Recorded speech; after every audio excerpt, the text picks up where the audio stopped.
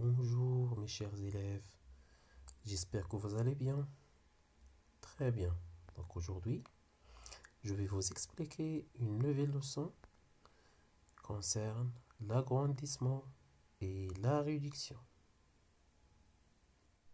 Donc on commence par l'objectif de la séance. Donc voilà. Comme pour les échelles sur une carte géographique, on peut agrandir ou réduire une figure. Donc dans cette séance, on va voir comment agrandir ou réduire une figure et aussi quelles propriétés possèdent les agrandissements ou les réductions. D'accord? Donc voilà, on commence par l'agrandissement et réduction d'une figure. On prend un exemple. ABCD et EFGH sont deux rectangles dont les mesures sont données ci-dessous. Voilà le ABCD. Donc ABCD, sa largeur mesure 2,5 cm et la longueur 4 cm. D'accord? Et voilà le deuxième rectangle, EFGH. Bien sûr que vous remarquez que la largeur de ce rectangle-là est égale à 7,5 cm et la longueur 12 cm. Très bien. Donc le tableau suivant représente les différentes mesures des deux rectangles. Très bien. Donc voilà. À partir de ce tableau-là, que remarquez-vous?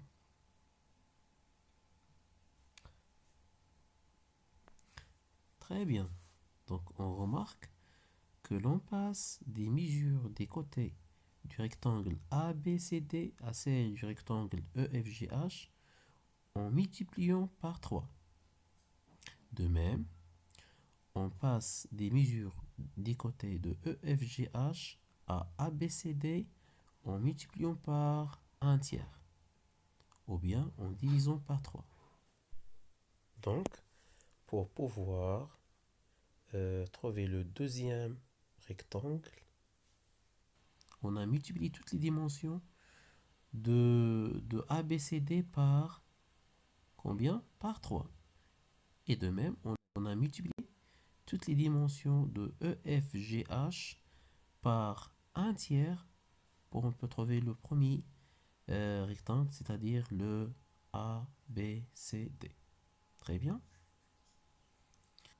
Et on dit que, par conséquent, les mesures des côtés des deux rectangles sont proportionnelles. C'est-à-dire, on voit qu'il y a un nombre ou bien un coefficient qui relie les deux lignes. Très bien. Très bien. Donc, et on dit en bref que le rectangle EFGH est un agrandissement de ABCD. Ou que ABCD est une réduction de EFGH. Très bien. J'espère que vous avez bien compris tout ça. Donc voilà, pour agrandir ou bien pour réduire une figure, il suffit de multiplier par un nombre qui s'appelle un rapport d'agrandissement ou de réduction. Donc, en règle générale, pour agrandir ou réduire une figure, on multiplie par un nombre qui s'appelle rapport. D'accord? Si ce nombre-là est plus grand que 1, on obtient un agrandissement. Très bien. Si ce nombre est plus grand que 1, c'est-à-dire si le nombre est plus grand que 1, donc on parle d'un agrandissement. Si ce nombre est plus petit que 1, on obtient une réduction. C'est-à-dire si le nombre est plus petit que 1, donc on parle maintenant d'une réduction. Et bien sûr, si ce nombre-là est égal à 1, pas de changement. Très bien. Donc on peut faire ça avec en prenant 2 sur 3. 2 sur 3, quand vous remarquez que 2 sur 3 est inférieur que 1, plus petit que 1, n'est-ce pas? Très bien, donc maintenant on parle d'une réduction. Donc si je multiplie toutes les dimensions d'une figure 2 sur 3, donc on parle d'une réduction. Et si je multiplie toutes les dimensions d'une figure par 1,5, à ce moment-là, on parle d'un agrandissement. Très bien. Très bien. Donc maintenant, on va voir les différentes propriétés des agrandissements et des réductions. Voilà. Lorsqu'une figure est agrandie ou réduite, les angles sont conservés. D'accord? C'est-à-dire, les angles restent toujours de même mesure. D'accord? Et aussi la deuxième propriété, c'est lorsqu'une figure est agrandie ou réduite, le parallélisme et l'orthogonalité sont conservés. C'est-à-dire, s'il y a droite ou bien deux côtés qui sont parallèles, toujours elles restent parallèles. D'accord? Ou bien deux droites ou bien deux côtés qui sont perpendiculaires, elles restent toujours perpendiculaires. D'accord? Même que j'ai agrandi ou si j'ai réduit la figure. Donc, voilà un exemple pour bien expliquer ça. On passe de la figure 1, trapèze rectangle, à la figure 2 en multipliant chacune des mesures des côtés par 1,5. Donc la figure 2 est donc un agrandissement de la figure 1. Donc 2 est un agrandissement de la figure 1. Et voilà, selon les propriétés qu'on a vues maintenant.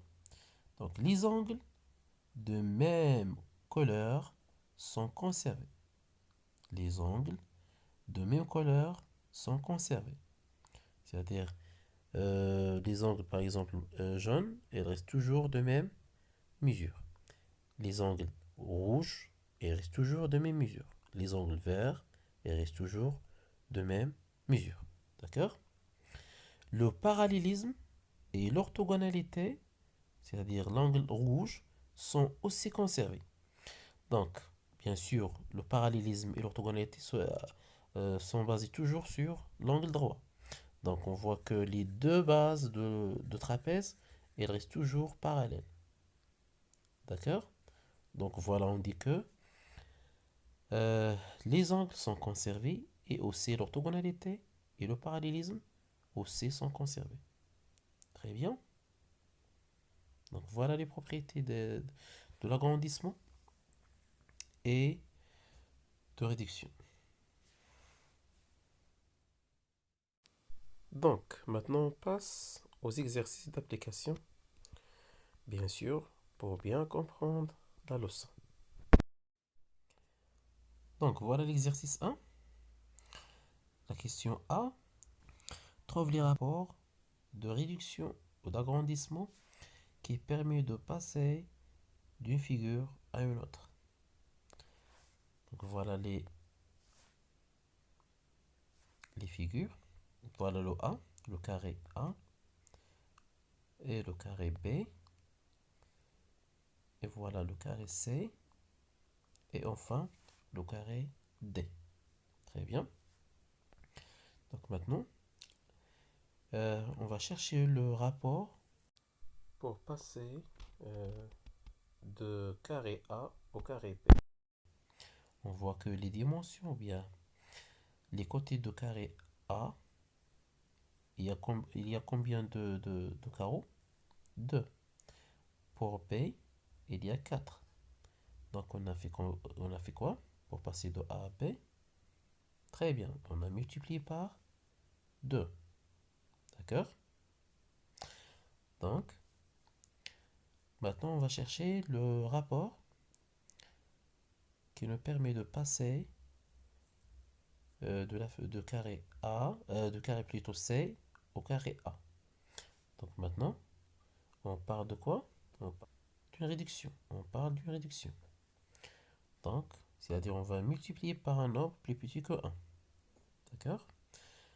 Très bien. Donc, voilà. Pour le C, il y a combien?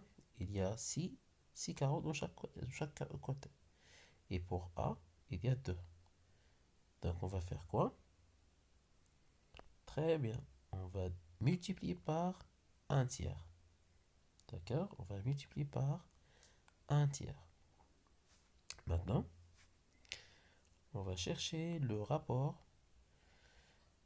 du carré A au carré D. De A à D. Maintenant, on parle d'un agrandissement. Très bien. Donc, on va chercher un nombre plus grand que 1. Et voilà, pour A, il y a 2 carreaux. Mais pour B, il y a 10. Très bien. Donc, on va multiplier par 5. Très bien. Et voilà, on cherche maintenant le rapport de D à B. De D au B. Donc, de D, B. Donc, D plus grand que B. Donc, on parle d'une réduction. On parle d'une réduction. Donc, on va multiplier par un nombre plus petit que 1. C'est combien? Pour B, il y a 4. Et pour D, il y a 10. 10 carreaux dans chaque côté. Pour D, et 4 carreaux dans chaque côté pour B. Très bien. Donc, on va multiplier par 2 cinquièmes. 2 cinquièmes. Pour bien expliquer comment on a fait la réduction, donc voilà comment on a trouvé le 1 tiers et le 2 cinquièmes. Par exemple, pour le carré C au carré A, donc on a multiplié par 1 tiers. Donc, pour trouver le 1 tiers, on voit que le C, il possède 6 carreaux dans chaque côté, n'est-ce pas? Et le A, il y a 2 carreaux dans chaque côté. Donc, on a multiplié 6 par combien pour avoir 2? Très bien, par 1 tiers. Et de même pour D et B. Donc, pour passer de 10 carreaux de D à 4 carreaux de B, on a multiplié par combien? Donc, on a multiplié 10 par 2 cinquièmes. Si j'ai multiplié 10 par 2 cinquièmes, donc voilà, 2 multiplié par 10, c'est 20. 20 divisé par 5, ça va être égal à 4. Très bien, c'est clair? Donc, on passe à la question B. Réponds par oui ou par non. Donc, la première phrase. La figure agrandie a-t-il changé de forme? Si on a agrandi une figure, est-ce qu'on change la forme ou non? Très bien. Non. C'est-à-dire, le carré reste toujours le carré, le trapèze reste toujours le trapèze, le rectangle reste toujours le rectangle. D'accord? Maintenant, est-ce qu'on change les dimensions? Bien sûr que oui. On a agrandi, c'est-à-dire on a changé les dimensions. Et voilà. Est-ce qu'on a changé des mesures des angles? Bien sûr, parmi les propriétés qu'on a vues maintenant, que l'agrandissement et la réduction conservent quoi? Les angles. D'accord? Conservent les mesures des angles et l'orthogonalité et le parallélisme. D'accord? Donc, on dit que non. Très bien. Donc, pour l'exercice 2, trouve les rapports de réduction ou d'agrandissement, puis termine. Donc, voilà la figure 1. Donc, à partir de cette partie-là de A, de A', on cherche maintenant le rapport de... Est-ce que de réduction ou bien d'agrandissement? Qu'est-ce que vous avez remarqué ici? Regarde, à partir de cette petite partie-là. Donc, on va agrandir le A. D'accord? on va agrandir le A.